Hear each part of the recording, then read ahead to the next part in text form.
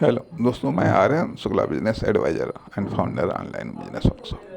मित्रों, हम कहना चाहेंगे कि बिना कोशिश के टारगेट बेकार है और बिना टारगेट के कोशिश बेकार है।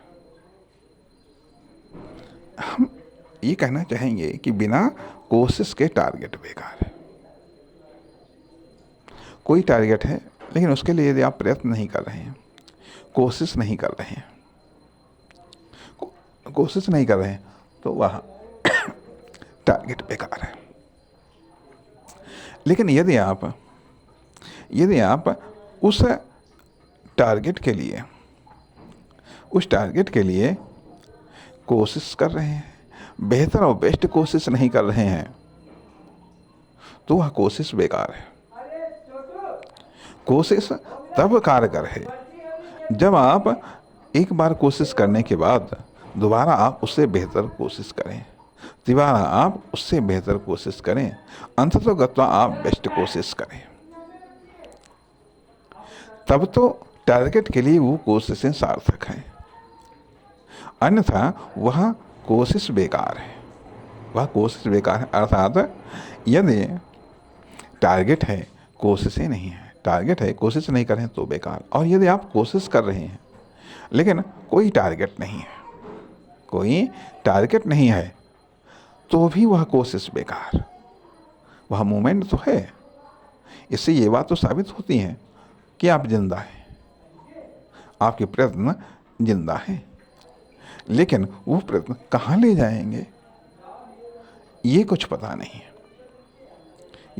नहीं है। बिना टारगेट के आप सिर्फ कोशिश कर सकते हैं, लेकिन बेहतर या बेस्ट कोशिश नहीं कर सकते। बेहतर या बेस्ट कोशिश करने के लिए टारगेट का होना जरूरी है। इसलिए टारगेट और कोशिश का अपने आप में घनिष्ठ संबंध है। टारगेट से हमें यह पता होता है कि कोशिशें किस दिशा में करनी है तथा कहाँ तक करनी है कोशिश। लेकिन जब हमको टारगेट नहीं पता होता है तो हम कोशिश तो करते हैं, लेकिन फिर भी अब यहाँ पर हम बात कहना चाहेंगे कि एक होता है वास्तविक टारगेट, दूसरा होता है काल्पनिक टारगेट। एक वास्तविक टारगेट होता है, दूसरा होता है काल्पनिक टारगेट। दोनों ही अवस्थाओं में एक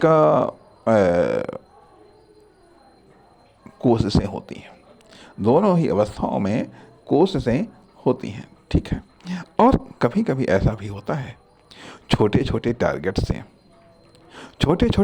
से बड़ा टारगेट बन जाता है। कैसे? आप एक उदाहरण देखिएगा। क्रिकेट का खेल आपने सभी ने देखा होगा, चाहे मैच 2020 का हो या फिर वनडे का हो। अब मान लिया कि जिसको पहले बैटिंग करने का मौका मिलता है, उसके पास में रनों का कोई टारगेट नहीं होता है। सक्सेस के लिए उसके पास में रनों का कोई टारगेट नहीं होता। लेकिन फिर भी वो एक काल्पनिक टारगेट बना लेता है। वो टीम एक काल्पनिक टारगेट बना लेती है कि हमको 300, 350, 400 कितने रन बनाने हैं। एक वो काल्पनिक टारगेट उसने फिर भी बना लिया। उसने काल्पनिक टारगेट बना लिया कि हाँ, ये टारगेट हमको प्राप्त करना है। अब उस टारगेट को प्राप्त करने के लिए उस टीम के खिलाड़ी बैटिंग के लिए उतरते हैं। अब प्रत्येक बैट्समैन अपना टारगेट लेकर के उतरता है कि हमको इतने रन बनाना है या इतने रनों के माध्यम से उस टारगेट को प्राप्त करने में हमको अपना योगदान देना है। कम से कम इतने तो बनाने हैं, ज़्यादा से ज़्यादा इतने बनाने हैं या इससे भी ज़्यादा बन जाए, या नहीं है तो ये जरूर टारगेट होता कि आज हम सबसे बढ़िया खेलेंगे या आज हम सबसे ज़्यादा रन बनाएंगे। इस प्रकार से उसका एक हाईएस्ट टारगेट होता है और फिर वो उस टारगेट को ले करके वो कोशिश करता है। अब वह कभी टारगेट के अनुसार रन बनाता है, कभी टारगेट से भी ज़्यादा रन बना जाता है जो उसने अपने लिए टारगेट निर्धारित किया, कभी उससे भी ज़्यादा, हाँ, और कभी उससे कम भी बना पाता है। तो अब एक खिलाड़ी ने अपना योगदान दे दिया, एक खिलाड़ी ने उस जो वो काल्पनिक टारगेट है उस टारगेट को प्राप्त करने में अपना योगदान दे दिया, अर्थात उसने अपनी कोशिश कर डाली।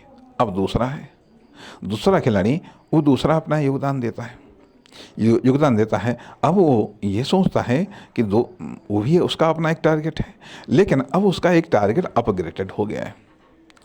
एक टारगेट तो वो पहले सोच करके उतरा था, दूसरा पहला खिलाड़ी है उसने कितना योगदान दिया है उसके आधार पर अब उसका टारगेट अपग्रेडेड हो गया। यदि उसने कम बनाए तो सोचता है कि हाँ, हमको उस कमी को भी पूरा करना है।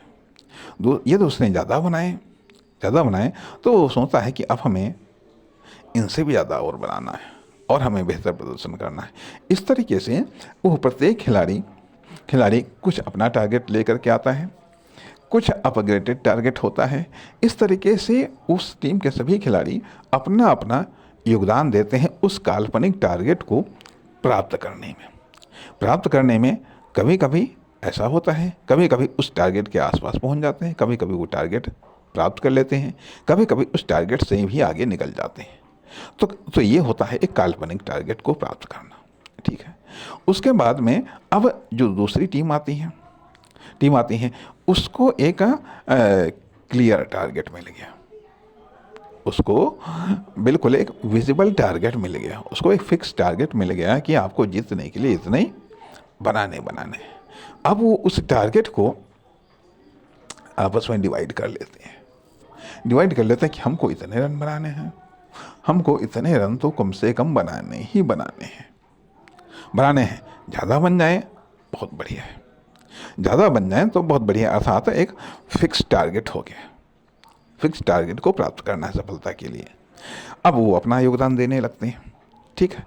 तो इस प्रकार से कहा यह जाए कि कोशिश सब करते हैं जब हमारे पास में कोई एकदम स्पष्ट टारगेट नहीं होता है तो हम काल्पनिक टारगेट के सहारे अपनी कोशिशों को अंजाम देते हैं। और जब हमारे पास में एकदम स्पष्ट टारगेट होता है तो हम स्पष्ट टारगेट के अनुसार अपनी कोशिशों को अंजाम देते हैं। मान लिया है, जब हम सोचते हैं कि हमको ये कार्य करना है, हमको इतना कार्य करना है, तो हम उस टारगेट के अनुसार अपनी कोशिशों को डिवाइड कर लेते हैं और हम प्रयत्न करते हैं सक्सेस के लिए। दूसरी चीज़ आती है कि जब हमारे पास में स्पष्ट टारगेट नहीं है तो हम काल्पनिक टारगेट को लेकर के कार्य करते हैं, कोशिशें करते हैं।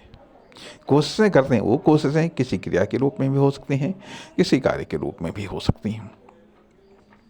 तो कहने का अर्थ है कि हम बिना टारगेट के यदि हम कार्य कर रहे हैं तो निश्चित तौर पर हमारे लिए वो सफलता मुश्किल हो जाएगी, संदिग्ध हो जाएगी। इसलिए जब हम टारगेट के साथ में कोशिश करते हैं तो उससे हमें सफल होने के चांसेस अधिक होते हैं। तो इसलिए चाहे बिजनेस हो, चाहे लाइफ हो, यदि हमारे पास में वास्तविक टारगेट नहीं है तो फिर हमें काल्पनिक टारगेट का सहारा लेना पड़ता है और उस काल्पनिक टारगेट को सेट करके उसे प्राप्त करना होता है, अर्थात काल्पनिक टारगेट को वास्तविक टारगेट में बदलना होता है और अन्यथा वास्तविक टारगेट को सक्सेस में बदलना होता है। इसलिए हम काल्पनिक टारगेट को वास्तविक टारगेट में बदलते हैं और वास्तविक टारगेट को हम सक्सेस में बदलते हैं कोशिशों के द्वारा। इसलिए कोशिशों के द्वारा काल्पनिक टारगेट को प्राप्त करिएगा, अर्थात काल्पनिक टारगेट को प्राप्त करके उसे वास्तविक टारगेट में बदल दीजिएगा और वास्तविक टारगेट को प्राप्त करके हम सक्सेस में उसको बदल दें। नमस्कार, धन्यवाद।